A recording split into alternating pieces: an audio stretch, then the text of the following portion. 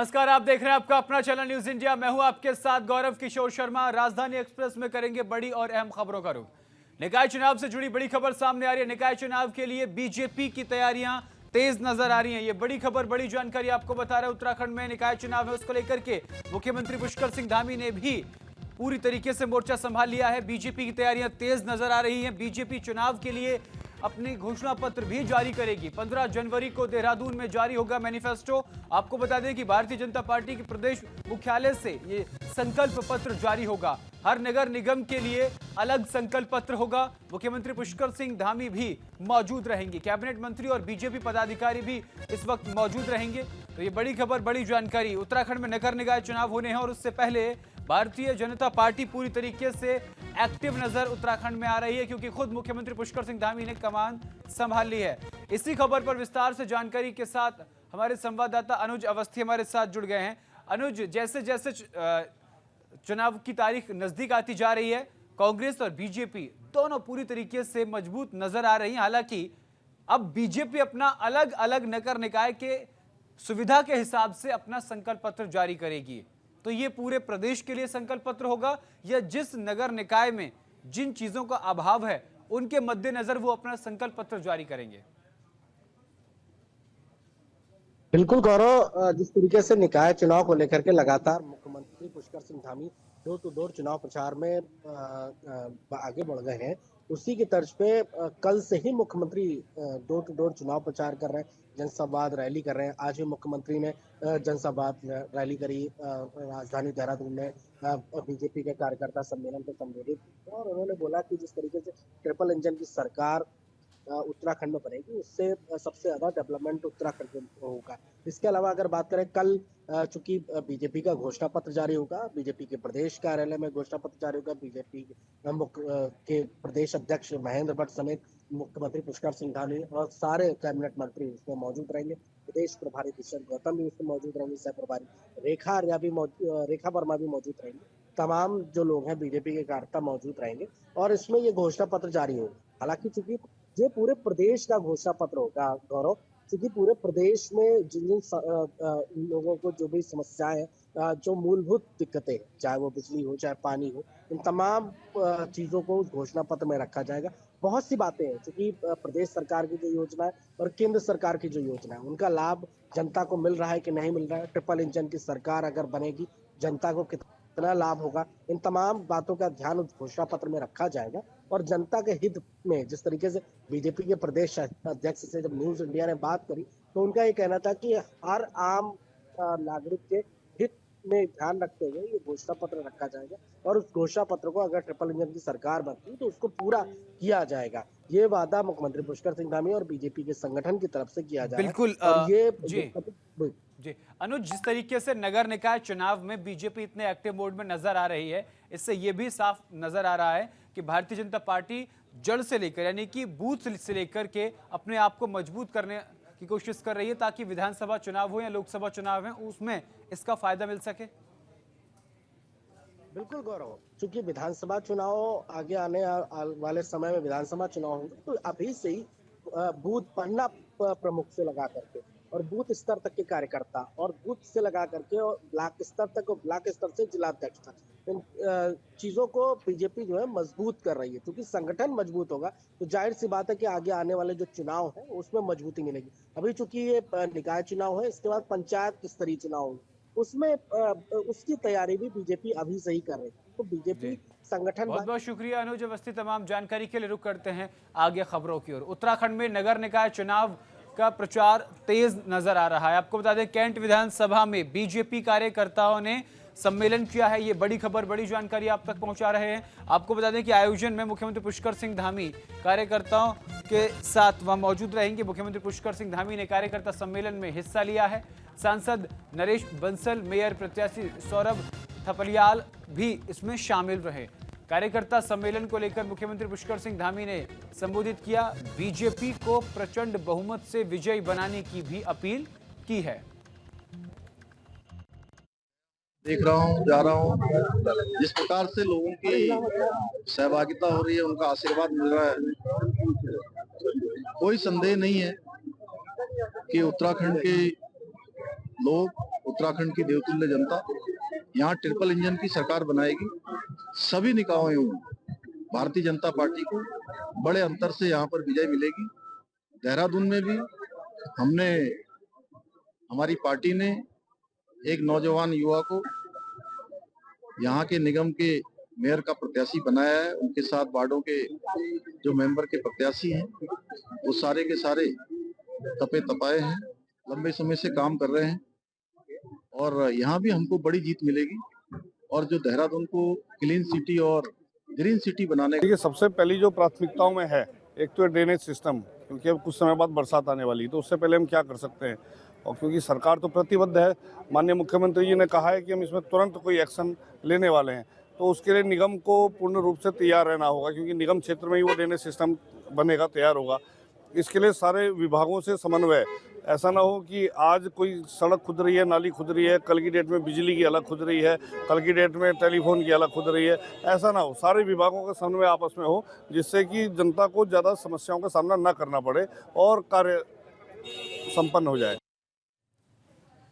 और निकाय चुनावों के लिए भारतीय जनता पार्टी का प्रचार तेज नजर आ रहा है। बीजेपी प्रत्याशी राजबाला सैनी के समर्थन में रोड शो का आयोजन किया गया। तो निकाय चुनाव के लिए बीजेपी का प्रचार तेज नजर आ रहा है। आपको बता दें कि समर्थक भी आयोजन में जुट रहे हैं। राज्यसभा सांसद कल्पना सैनी ने रोड शो का आयोजन किया, जनता से बीजेपी प्रत्याशियों के लिए वोट की अपील की। रोड शो में बड़ी संख्या में लोग शामिल हुए। नगर पंचायत इमली खेड़ा में बीजेपी प्रत्याशी हैं राजबाला सैनी। जैसे जैसे निकाय चुनाव की तारीख नजदीक आ रही है, आमजन के हित के लिए कार्य करना, गरीब, मजदूर, किसान, युवा, महिला, बेरोजगार, सबके हित की चिंता करना, उनके लिए कार्य करना। और ये जमीनी जगह नगर पंचायत का विकास में महत्वपूर्ण योगदान होता है। क्षेत्र में जब भारतीय जनता पार्टी की प्रत्याशी जिला पंचायत की अध्यक्ष बनेगी, तो ये इस क्षेत्र में जो रुके हुए कार्य हैं, जो समस्याएं हैं, जो आज तक विधायक के न होने के कारण अधर में लटकी हुई हैं, नगर पंचायत के अध्यक्ष भाजपा की राजबाला उन सब कार्यों को पूरा करेगी। निकाय चुनाव को लेकर कांग्रेस का प्रचार तेज नजर आ रहा है। 5 दिनों की चुनावी अभियान पर निकलेगी कांग्रेस। आपको बता दें कि अभियान में कांग्रेस के लिए प्रचार करेंगे कांग्रेस प्रभारी धीरेन्द्र प्रताप। ये बड़ी जानकारी, अहम जानकारी अपने दर्शकों तक हम पहुंचा रहे हैं। आपको बता दें कि कैबिनेट मंत्री सुबोध उनियाल पर निशाना साधा है। कांग्रेस के गढ़वाल मंडल चुनाव प्रभारी धीरेन्द्र प्रताप रुड़की में कांग्रेस की प्रत्याशी के चुनावी कार्यालय पर पहुंचे, जहां उन्होंने प्रेस कॉन्फ्रेंस के दौरान कहा, नगर निकाय चुनाव में कांग्रेस मजबूती के साथ चुनाव लड़ रही है। कांग्रेस 5 दिन की चुनावी अभियान पर निकल रही है और चुनाव प्रचार करेगी। और आगे उन्होंने कहा कि अब जनता बीजेपी को समझ चुकी है और अब कांग्रेस को वोट करेगी। कोटद्वार में बीजेपी के मंत्री सुबोध उनियाल के बयान पर तंज कसते हुए उन्होंने कहा कि मुझे नहीं लगता कि वे स्वर्गीय हेमवती नंदा बहुगुणा के शिष्य हैं, क्योंकि बहुगुणा ने कभी इस तरह की टिप्पणी की ही नहीं। पार्टी के तमाम शीर्ष नेता सड़कों पर है, पार्टी की सेकंड लाइन सड़कों पर है। मैं स्वयं आज रुड़की से 5 दिन के चुनाव अभियान पर निकल रहा हूं और 5 जिले पौड़ी, रुद्रप्रयाग, देहरादून, चमोली, इन तमाम जिलों में जा रहा हूं। बाद में 2 दिन के लिए मेरा टिहरी और उत्तरकाशी का भी कार्यक्रम है। ये चुनाव भाजपा के लिए वाटरलू साबित होंगे। आप देख लेना, ये कहते हैं कि डबल इंजन की बना दो, लोग समझ गए हैं कि इनका डबल इंजन बना दो, इनका ट्रिपल इंजन बना दो। पीछे डिब्बे कहाँ रह जाते हैं, वो भाजपा का कभी एजेंडे में नहीं रहता। कांग्रेस पहले नंबर पर, पूजा गुप्ता की अपनी व्यक्तिगत छवि पर उसे वोट मिल रही है। सभी धर्म, सभी जातियों के लोग, सभी गांव के, सभी गली के, सभी मोहल्लों के घर घर से उन्हें वोट मिल रही है। और जो लोग बहुत दिनों से दूसरी विचारधारा में थे, वो भी वोट दे रहे हैं बढ़ चढ़ के। उसका कारण है कि पूजा गुप्ता एक काबिल महिला है, उनके अंदर काम करने का एक जज्बा है, तजुर्बा है, एक विजन है। और मैं आपके चैनल के माध्यम से कहना चाहूँगा कि हम बिना भेदभाव के काम करेंगे। और जो भाजपा की प्रत्याशी हैं अनीता अग्रवाल, उनकी गली का भी हम सुंदर निर्माण करेंगे। और बेरीनाग नगर पालिका में कांग्रेस के निवर्तमान नगर पालिका अध्यक्ष हेमपंत ने बीजेपी के पूर्व प्रदेश अध्यक्ष डीडी हाट के विधायक विशंत सिंह पर पलटवार कर निशाना साधा। उन्होंने कहा कि बेरीनाग नगर के विकास के लिए उन्होंने सशर्त इस्तीफा दिया था, जिसके बाद सरकार ने दबाव में आकर बेरीनाग नगर पंचायत को नगर पालिका का दर्जा देने के साथ ही नगर पालिका को अतिरिक्त बजट भी आवंटित किया, जिससे नगर के सभी वार्डों में विकास कार्य किए गए हैं। भविष्य बेरीनाग नगर को उत्कृष्ट नगर बनाएगा। हेमंत पंत ने बीजेपी नेताओं पर जनता से झूठ बोलकर गुमराह करने का भी आरोप लगाया।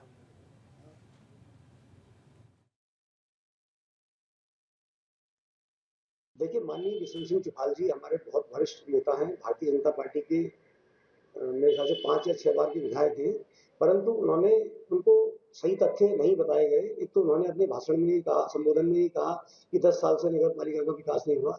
तो प्रथम बात तो ये है कि नगर पालिका को बनने में, पंचायत को बनने में मात्र 5 साल हुए। और दूसरी बात, लगभग 3 करोड़ रुपए के हमने स्थापना के कार्य करा रखे।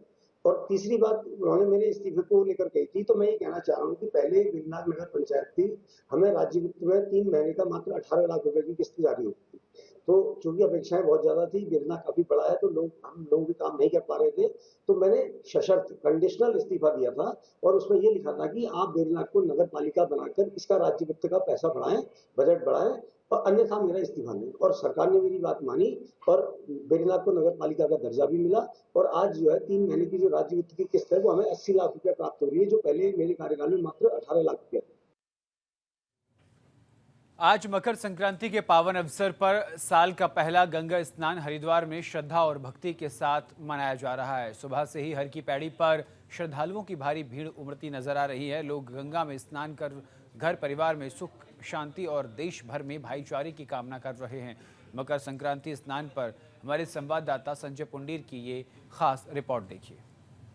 मकर संक्रांति के स्नान पर्व पर आज सुबह से ही धर्मनगरी हरिद्वार में आस्था का सैलाब उमड़ रहा है। हर की पौड़ी गंगा घाट पर सुबह से ही श्रद्धालु गंगा में आस्था की डुबकी लगा रहे हैं। आप मेरे पीछे देख सकते हैं किस तरह से यहाँ पर जो भक्त है, श्रद्धालु हैं, आस्था की डुबकी के साथ साथ यहाँ दान पुण्य कर रहे हैं। इस वक्त कुछ श्रद्धालु हमारे साथ हैं, उनसे हम बात करने की कोशिश करते हैं कहाँ से आए हैं और किस तरह आज के इस पर्व को देखते हैं। क्या नाम है? दिनेश शर्मा। कहाँ से आए हैं? हम कैथल हरियाणा से। किस तरह का माहौल आज है, क्या मान्यता? माहौल हमें अपने संक्रांति पे यहाँ पे कल जैसे पूर्णवासी पूर्णिमा थी, उस पे भी नहाने का बहुत पुण्य मिलता है और संक्रांति पे भी हम तकरीबन हर साल यहाँ पे आते हैं। यहाँ पे हर मकर संक्रांति पे आते हैं, नहाते हैं, जो दान पुण्य करने की इच्छा है वो भी करते हैं और यहाँ का बड़ा महत्व बताया जाता है। हमारे बुजुर्ग भी कहते थे कि संक्रांति पे नहाने का बहुत बड़ा महत्व है हरिद्वार में। व्यवस्थाओं को लेकर क्या कहेंगे? व्यवस्था अच्छी है, हर साल से देखते हैं कंटिन्यू, मतलब जैसे पिछली साल के भांति अब की बार उससे अच्छी है। व्यवस्था अच्छी लग रही है, बहुत अच्छी लग रही है। मौसम ठंडा है, भक्ति के लिए जोश गर्म है। हाँ, भक्ति के लिए जोश गर्म है, मौसम ठंडा है, लेकिन फिर भी देखो श्रद्धालु लोग हैं, नहा रहे हैं, ठंडा पानी है और बड़ा इंजॉय आ रहा है, नहा के भी है और मन को भी शांति मिल रही है। भक्तों से क्या कहेंगे? भक्तों से मतलब कि भक्तों की तो आस्था इतनी है यहाँ पे, ठंडा मौसम है फिर भी नहाए जा रहे हैं ठंडा पानी में। गंगा माई जय गंगा माई के नारे लगा रहे हैं, गोता लगाते जा रहे हैं। श्रद्धालु साफ तौर पर इनका कहना है कि आज का दिन काफ़ी महत्व होता है। सनातन धर्म की माने तो आज के दिन दान पुण्य करने से माँ गंगा अपने भक्तों पर अपना आशीर्वाद बनाए रखती है। अपने सहयोगी के साथ मैं संजय पुंडीर, न्यूज़ इंडिया, हरिद्वार। यहाँ पूरे विश्व से आ रहे हैं और आकर के यहाँ गंगा में डुबकी लगाने का अलग महत्व है, क्योंकि आज जो है सूर्य उत्तरायण हो गया और चंद्र दक्षिणायन हो गया। इनका सबसे बड़ा महत्व है आज स्नान का। स्नान, दान, मान, सम्मान सब यही गंगा माँ है जो कि सबको देने वाले हैं सर। इससे मोक्ष की भी प्राप्ति दो के लिए गंगा जी आए हैं, सुख शांति के लिए और पितरों को भी उद्धार के लिए। मकर जब सूर्य उत्तरायण होते तब जो है पिंडदान करके अपने पितरों को उद्धार करते हैं। और उत्तराखंड में फिर बदलेगा मौसम का मिजाज। 16 जनवरी से बारिश और बर्फबारी का पूर्वानुमान देखने को मिल रहा है।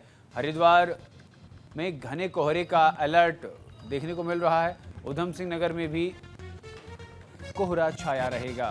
तो 16 जनवरी से बारिश और बर्फबारी का पूर्वानुमान देखने को मिल रहा है। हरिद्वार में घने कोहरे का येलो अलर्ट देखने को मिला। हरिद्वार में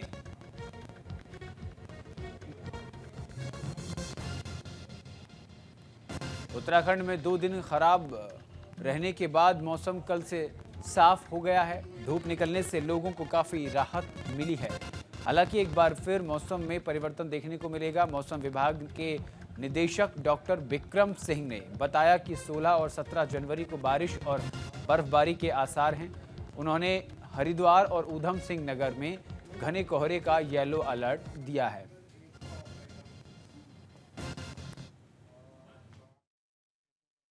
करीब जो है 5-6 इंच तक जो बर्फबारी हुई है, लेकिन बाकी जगह तो ठीक है, 1-आध इंच तक जो है, जो 3000 के आसपास तक है, उस तरह की बर्फबारी मिली है। आगे अब देख रहे हैं तो जो आज और कल तो मौसम साफ ही है, 15 में मौसम साफ रहेगा। 15 की शाम रात से थोड़ा एक सिस्टम थोड़ा फिर से आएगा, तो आप देखेंगे कि 16 के अर्ली मॉर्निंग से या 16 को जो है लाइट स्कैटर्ड एक्टिविटी फिर से जो है रेन की या स्नोफॉल। हरिद्वार में घना कोहरे का प्रकोप देखने को मिला। कोहरे के चलते विजिबिलिटी काफी कम हो गई। सड़कों पर वाहनों की रफ्तार भी धीमी नजर आई। हरिद्वार में घने कोहरे ने जनजीवन को प्रभावित कर दिया है। कोहरे की वजह से सड़कों पर वाहनों की रफ्तार धीमी हो गई है, जिससे यात्रियों को आने जाने में दिक्कत का सामना करना पड़ रहा है। घटती दृश्यता के कारण दुर्घटनाओं का खतरा बढ़ गया है।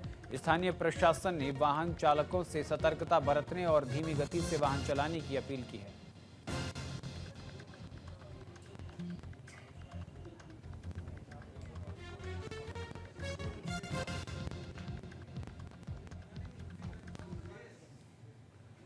यहाँ रुकते एक छोटे से ब्रेक के लिए। ब्रेक के उस पार न्यूज़ इंडिया पर खबरों का सिलसिला लगातार जारी है। देखते रहिए न्यूज़ इंडिया। नमस्कार।